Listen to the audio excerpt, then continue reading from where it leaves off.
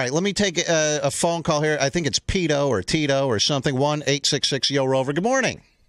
Morning, Rover. Hey, man. Finally, I get a hold of y'all. I'm glad you were able to get through. Go ahead. He said something about, white people doing drive-by shootings. I've never heard of white people doing drive-by shootings. All I've heard was black people doing drive-by shootings. All right, Brother ADX, your response to that. The drive-by shooting that I was referring to was the one that took place with Tamir Rice on Detroit Avenue.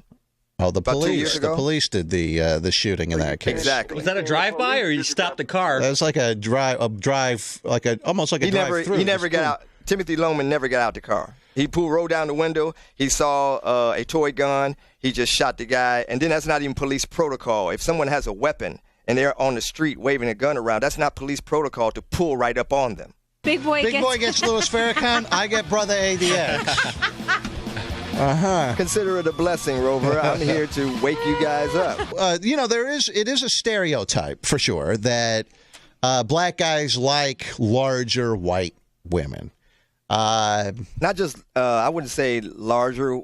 I mean, you stereotype it to larger white women. Mm-hmm. Just white women in general, because the black man and black woman in America are suffering from a psychological effects of slavery. And there's a lot that went on during the transatlantic slave trade. A lot of it has been taken out of secular education. You find out this stuff through esoteric knowledge, and certain writers who write on this stuff. J.A. Rogers, the Honorable Elijah Muhammad, Malifi Kiti Asante, Naeem Akbar.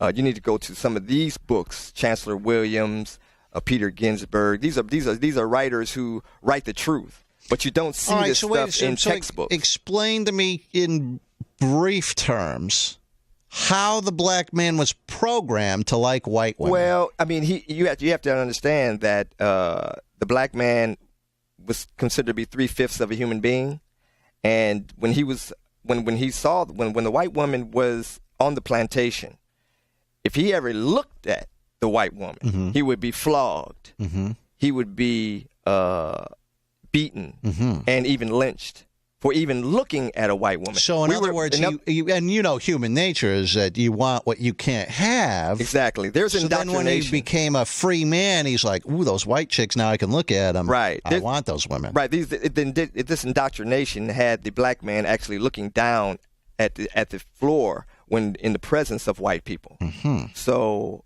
right then he was actually being indoctrinized right there. And he was also being hit and slapped and hit upside the head if he ever looked up and looked like I'm looking at you right mm-hmm, now into mm-hmm. your cold blue eyes.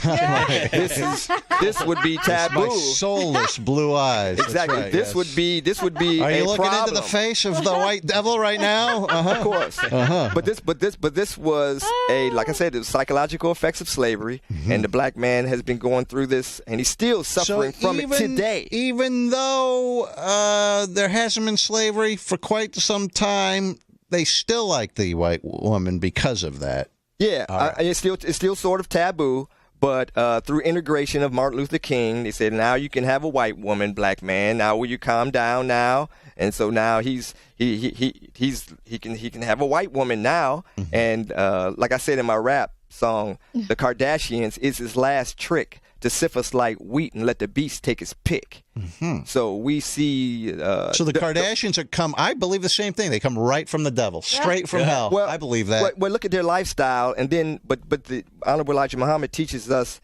that the white woman will be the last weapon that will be used against the